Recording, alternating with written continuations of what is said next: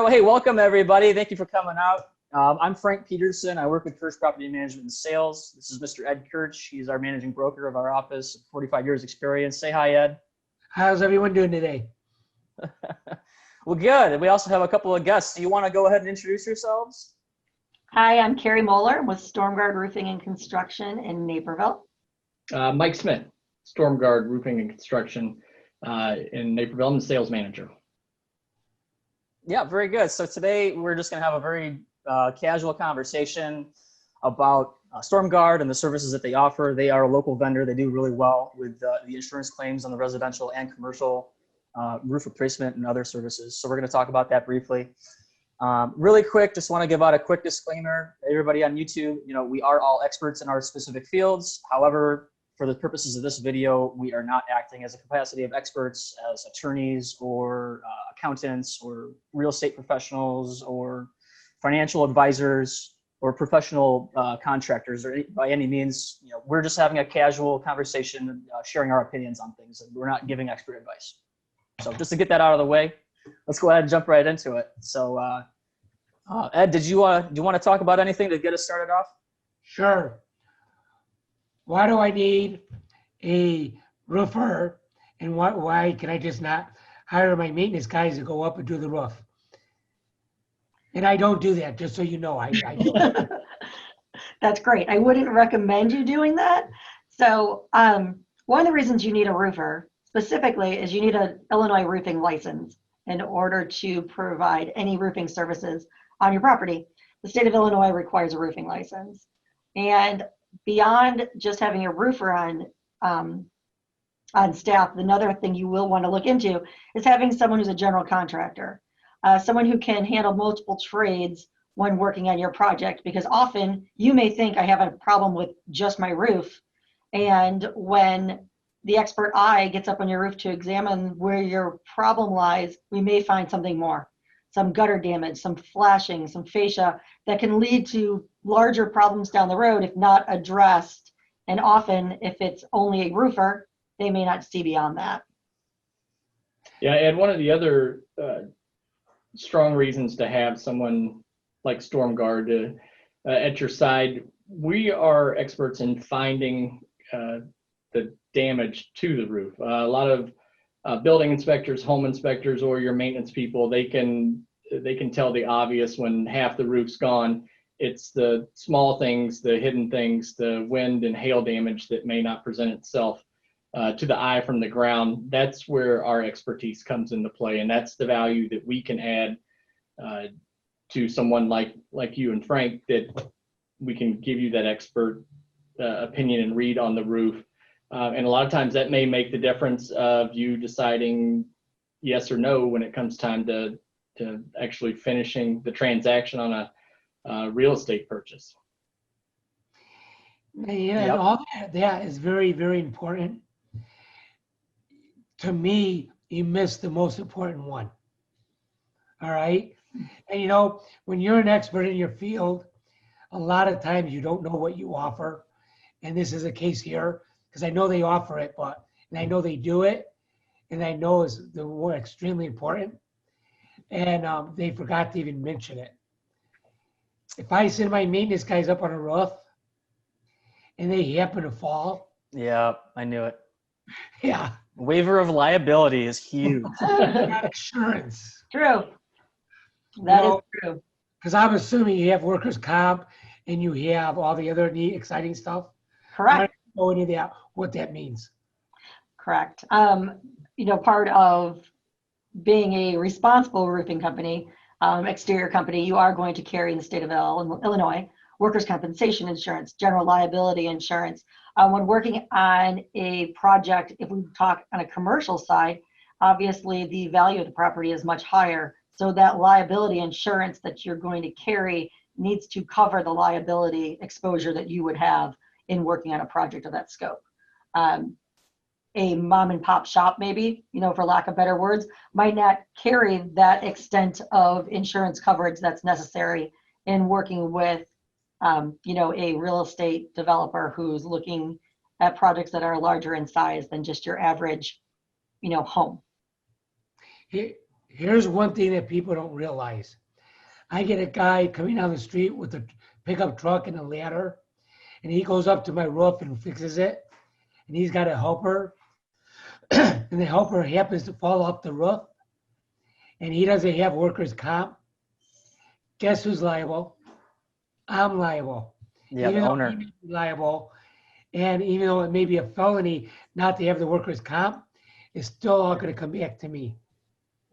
So it's like, if you don't have any assets, you don't mind going to jail, then it doesn't matter. But if you have assets and you worry about going to jail, you might want to get somebody who's got insurance. Yeah. That's a personal opinion. Say, Ed, you sound like you might have a little bit of experience. You have a horror story, a roofing horror story you want to share with us? I've got a friend that used to work for ComEd, and he got laid off, and he couldn't work for subcontractors.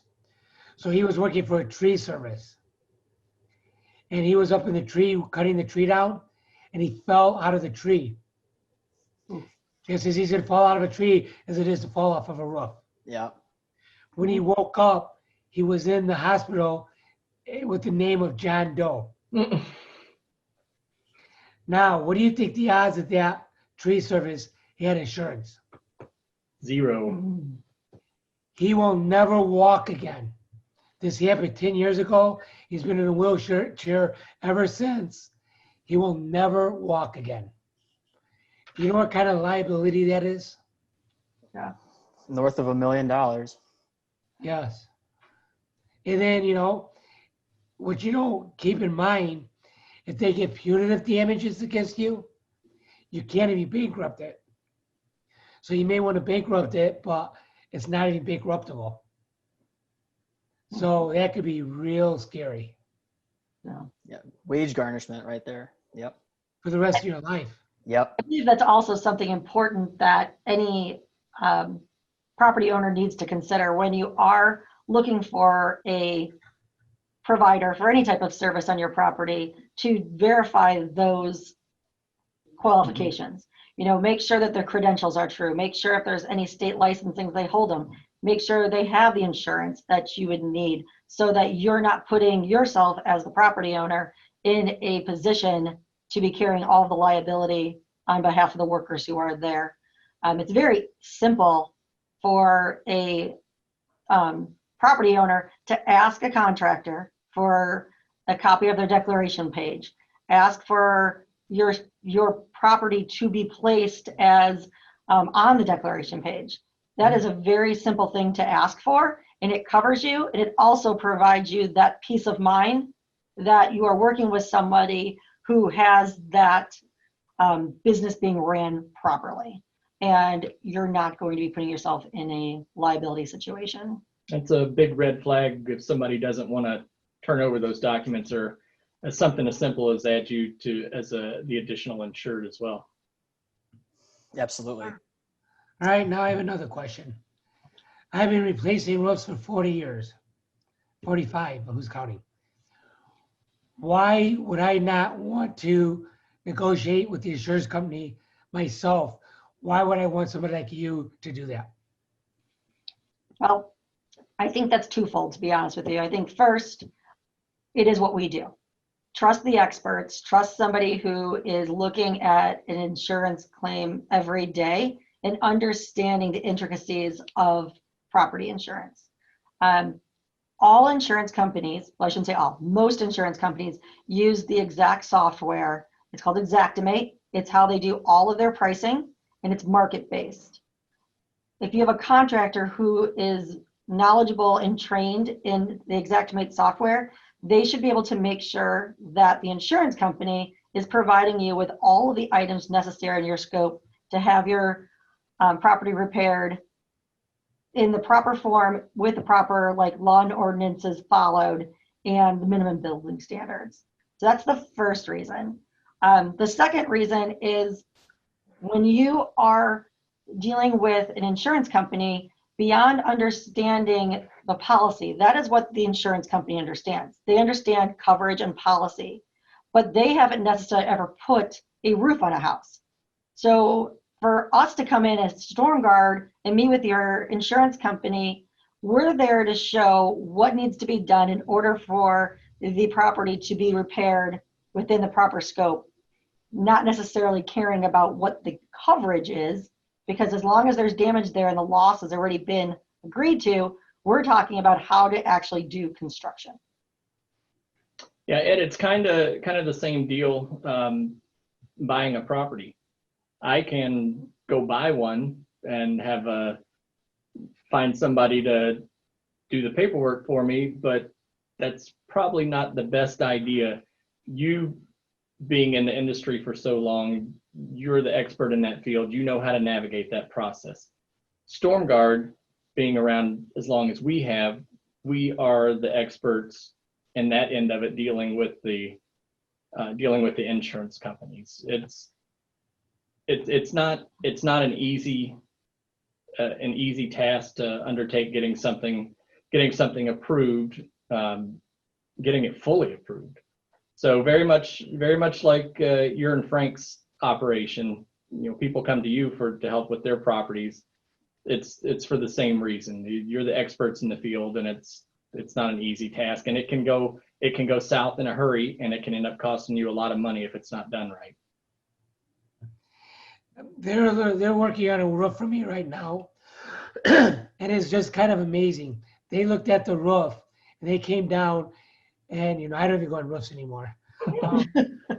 They came down and said, well, the shingle you've got is discontinued, which means this, and you can't fix it. You got to replace the whole roof, and this is happening, and this is happening. Things I would never, ever guess or would even have a clue about. So I know a lot about roofs compared to a normal person, but it's like way beyond my scope.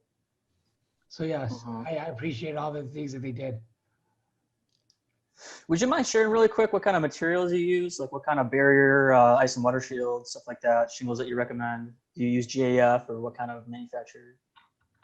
Well, You can see who the analytical person is here, right? Yeah, the technology. Yeah, I happen to be a little analytical. No, it's a good question. So once the technology's changed a little bit. Now everything is done instead of the old tar paper, the petroleum-based substrate. Now we're using synthetic roofing film. So it's the codes have changed. So now you have to have aluminum drip edge that runs the perimeter of the edge of the roof. You have to use ice and water shield in the valleys where the two slopes will meet, along all the eaves where the gutters go. So that the code takes care of some of the products. They've upgraded, the technology's gotten better. As far as shingles, we use CertainTeed, we use Owens Corning, GAF. Once you get to that kind of top level, you get out of the stuff that you can buy in the big box stores, the things that we have access to. Those you get more to a matter of personal preference and taste of colors. So once those are the three big brands we use. But as far as the substrate, that's code. But again, you need somebody that's where it goes back to the insurance company. If your contractor doesn't have the wit and the wherewithal to negotiate with the insurance companies and make sure those items are provided, number one, it's a huge out-of-pocket expense, and number two, you can get yourself in a bit of a ringer with the village when it comes time for inspection if that's not done, and then you've got an open roof, and now you're going down a path of easily turn into a disaster. But those are some of the things that we use, the manufacturers. All right, now you guys are gonna know everything I know about roofs, okay? Here's a major thing I know about roofs now, all right? When you go to replace a roof, you can no longer go over them because the towns want to see that you have ice and shield on the valleys like he was talking about. So there's no longer going over roofs. No. If you don't know that and you're dealing with the insurance company, they may not include the tear off and all the other stuff. Yeah. Right now, on every roof I do is a complete tear off. And it never used to be that way. In Aurora, we used to be able to put 3 layers of roofs on. Yep. You'd be amazed at some of them that you'll see. We'll see old wood shingled roofs that have the asphalt roofs on top of them, right? Cook County's notorious, 3 to 4 layers of roofing on top of each other. Makes you wonder how that structure is even supporting the weight of that roof, Yeah. let alone, all the other things that could be going wrong underneath. The most important part of getting a new roof on your house is, like Ed said, getting down to that decking, right? You want everything stripped off of that roof so that you can see what the substrate looks like. If you've got a rotted deck, or if you've got spaced decking that's no longer code in your municipality, that would not be evident if the roof did not come off. So you want that full tear off so that everything that is going on that roof is proper. Using the proper installation guidelines, ice and water shield on all those eaves. For example, in Ed's building that we're looking at right now, there's a 24-inch overhang. If I've got that to code, I'm putting 2 rows of ice and water shield on that eave. Mhm. Some contractors don't realize that. It's just knowing the municipality, knowing what's required, and also doing it right. Like, let's be honest, there's contractors out there that it's an easy time to just get in, get out. Homeowner doesn't know, but as the company that's going to be backing it, we offer a workmanship warranty. The last thing I want is to put my company in a position that, because I try to cut a few corners, I have you calling me in 3 years saying, hey, it doesn't make any sense, but I've got all this ice damming going on. Well, it does make sense if you didn't get ice and water shield put on properly, so that's why I think it's really important to really get down to that decking and get everything started and installed right. And there really is no reason to cut the corners for it. Yeah. Hey, really quick, can you just enlighten everybody? Some people might not know what ice damming is. Can you just explain it really quick and how much damage it can cause, how quickly? It can cause a lot of damage. You want to take that one, Mike? Or? Sure. So the ice and water shield is a adhesive waterproof membrane that goes from where the gutters start back up the roof. Simple terms, in the wintertime, snow and ice will build up in the gutters, and as it thaws in the course of a day and refreezes, it will go back underneath the shingles and work its way back up the decking. And then you end up with large sheets of ice that have worked underneath the shingles back to your decking. And once you'll hear the term warm wall. So that's the exterior wall back inside of the structure where it's heated. Once that ice slides back underneath the shingles and it's sitting next to the deck, once it hits that warm wall, it starts to melt. Then it's coming back through the house. So a lot of goes times into the walls. it will go into the walls and Yeah. the ceiling, and there's nothing you can do about it. It's a common problem, well known, and that's why the code was changed. As Cari mentioned, you have to go with 2 layers that will be needed for Ed's apartment buildings. You have to go into the warm wall a certain distance that covers where the ice is going to travel. So if that's not there, then you've got ice and water sitting directly on the decking, which is going to come down the walls into your drywall.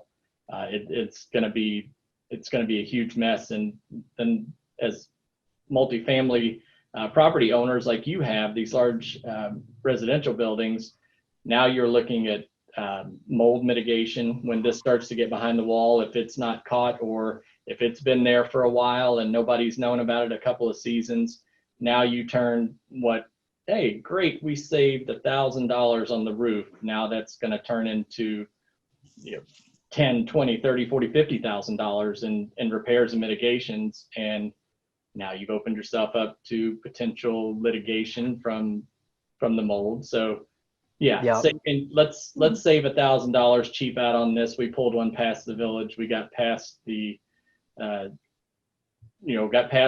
building owner, and great, we stepped over a dollar to pick up a dime, and now our wallets are taking the brunt of that.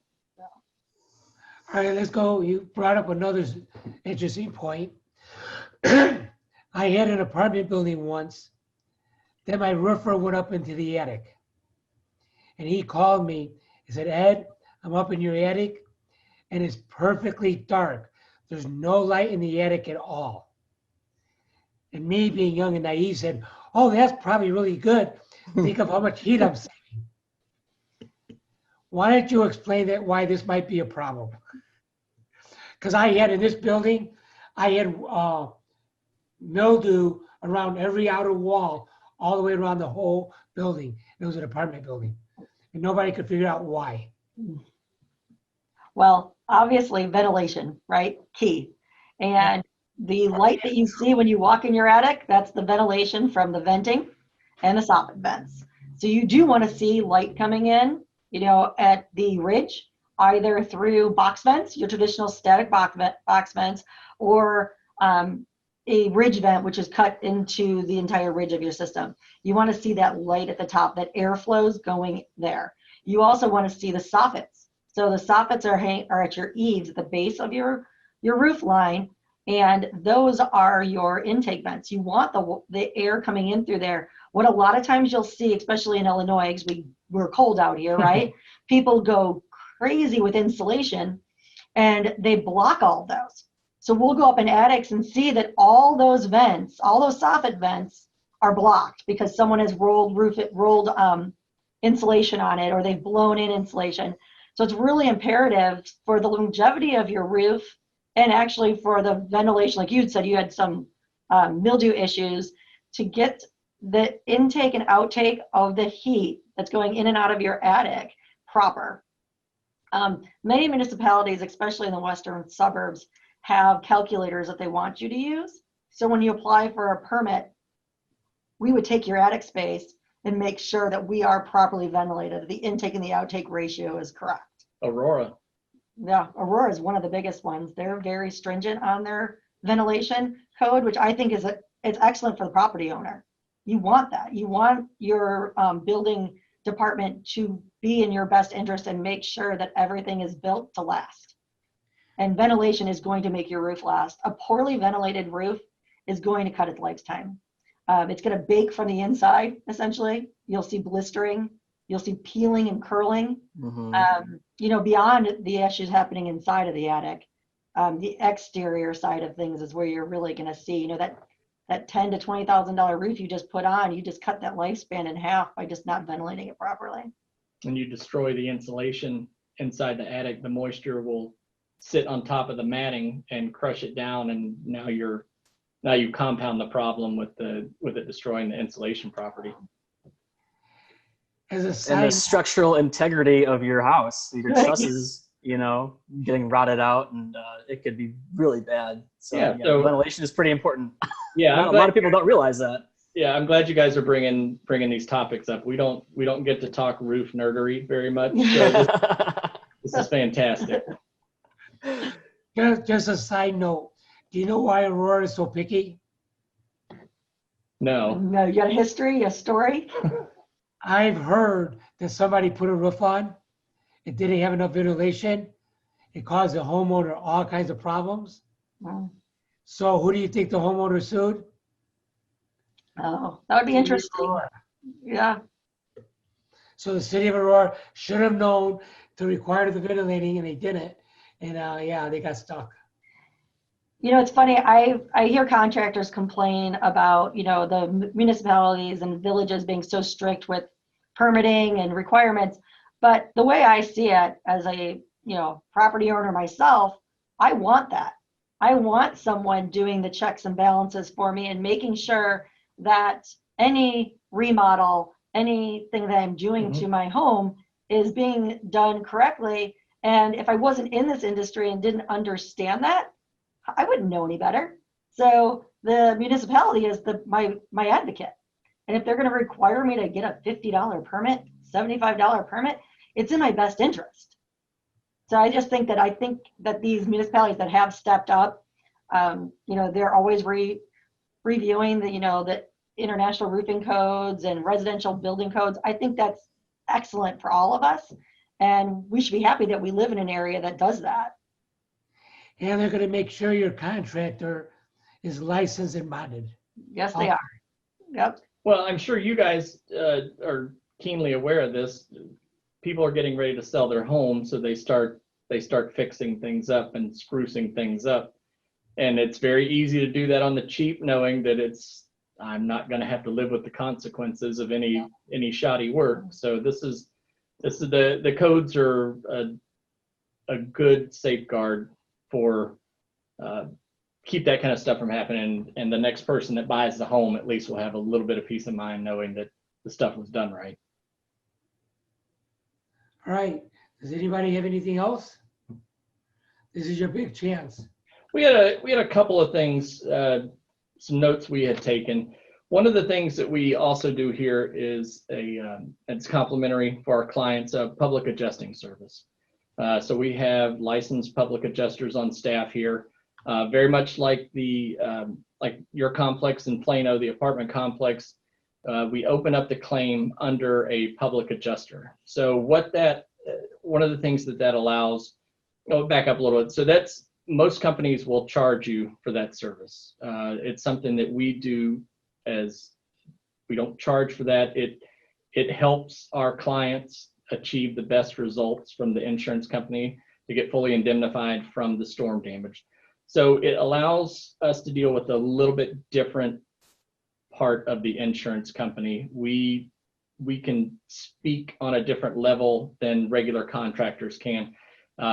Having the public adjuster on your side allows us to start our negotiations viewed through the policy lens of of the property policy, whereas a regular contractor, that's something they can't do.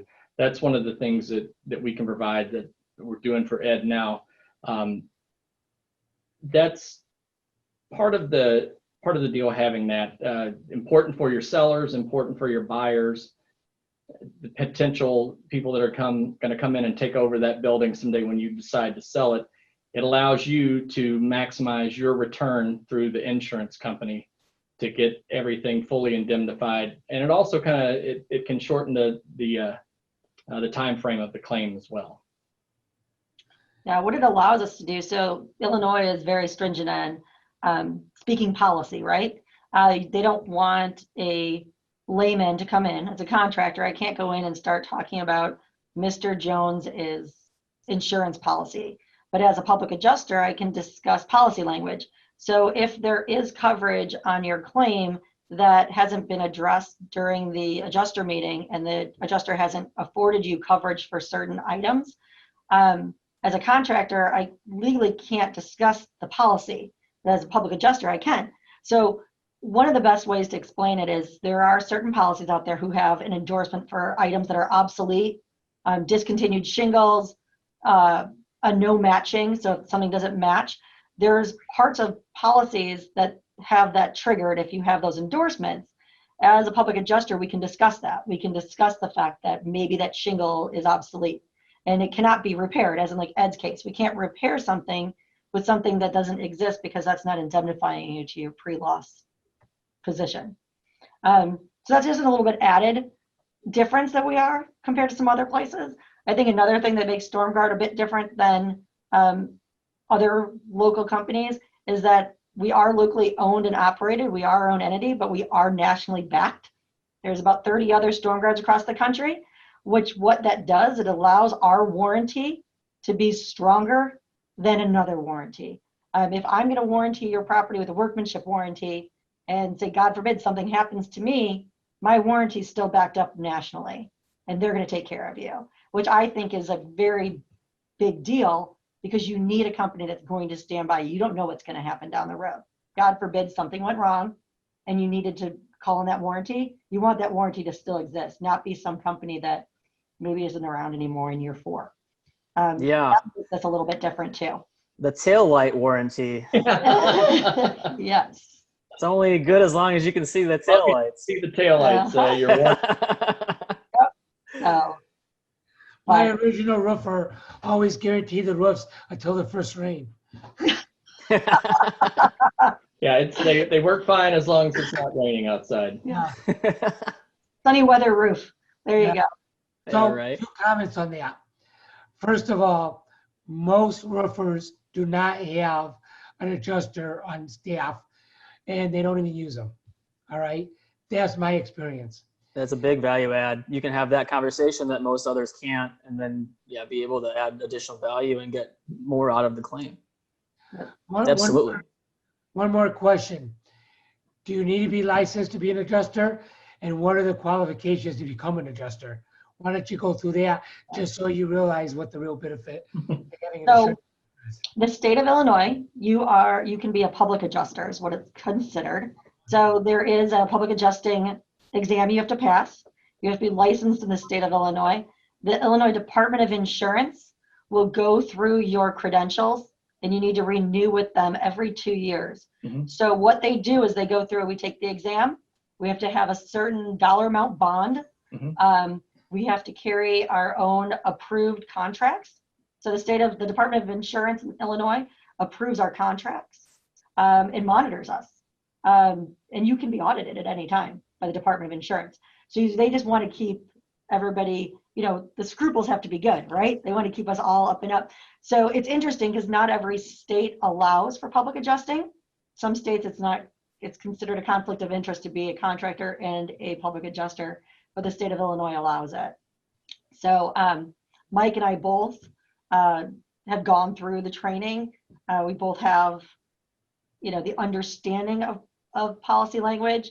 I have a history and I've worked for insurance companies in the past. I've been an adjuster and done different types of programs through that. So it's an interesting idea to understand policy because I think that is one thing that even as a homeowner, how many homeowners have ever read their policy? I mean, unless you're trying to put yourself to sleep at night, beyond your declaration page and how much you saved in your premiums, do you even know what endorsements you have? So I think sometimes the benefit of even working with a public adjuster may go beyond that claim.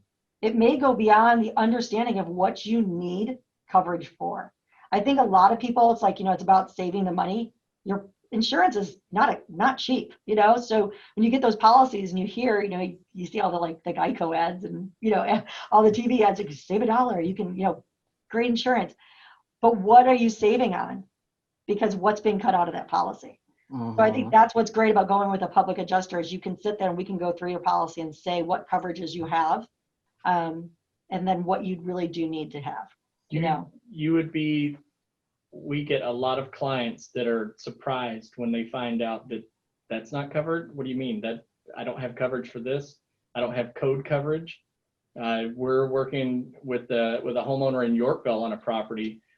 She had an older home. The home was, I think, 120, 130 years old. And it burnt. Most of it, half the house burnt down. She had law and ordinance on her policy, which afforded bringing the old home up to the current standards for building codes. And her code coverage came up to almost $100,000 just to bring all of the plumbing, the electrical, the roof, everything up to standard. So imagine if somebody would have saved, $10 a month, $15 a month, and not had the law and ordinance coverage on their policy. You're looking at $100,000 difference in the restoration from a fire. Critical that you have a good insurance agent. You do, right? You need to work with a really good insurance agent. You need to work with somebody who's willing to sit down and answer your questions. And like anything this day and age, do your homework. Yeah. Understand what you're doing. I think sometimes people research going to the grocery store, buying today's keto food more than they research buying some of these larger ticket items. I think it's really important to work with somebody, and there are a lot of great insurance agents out here that would be so willing to work with people. So you're back to one of your first questions, Ed. Why hire us? The same reason they would hire you. Now you go, instead of maybe not buy that online, go talk to somebody that's the expert in their field and have them help you. The couple of dollars that you're going to save now could come back to bite you and be incredibly costly down the road. Referrals make a big difference. They do. Referrals from somebody that knows what they're doing. Yeah. Yeah. Oh, hey, one more thing. How about if you install a roof, but you don't follow the manufacturer's specifications? What happens when the claims adjuster comes out? Well, so you're back to your taillight warranty. It's even probably not going to honor the warranty if it's not installed correctly. Well, the manufacturer won't. I mean, it goes as far as something that we've learned a long time ago, the satellite dish. They're kind of going away now, but they put a satellite dish up near the top of the house, and they would have that satellite cable running down the roof. Well, as that cable flops around in the wind, it will wear the shingles out. And there is a certain mount that the dish has to be affixed to the roof, so you can maintain the warranty on the roof. But there are a lot of little things that a bad contractor can allow to happen that will surprise the homeowner when it comes time for a manufacturing defect, and try and collect on that warranty. That, sorry, you're out of luck. Your contractor was a knucklehead and didn't install these right. So that happens all the time. Yeah. And it's not just the roof, it's 100 other things on the home as well. In our industry, there's the hail chaser, right? We do a lot of things with wind and hail claims.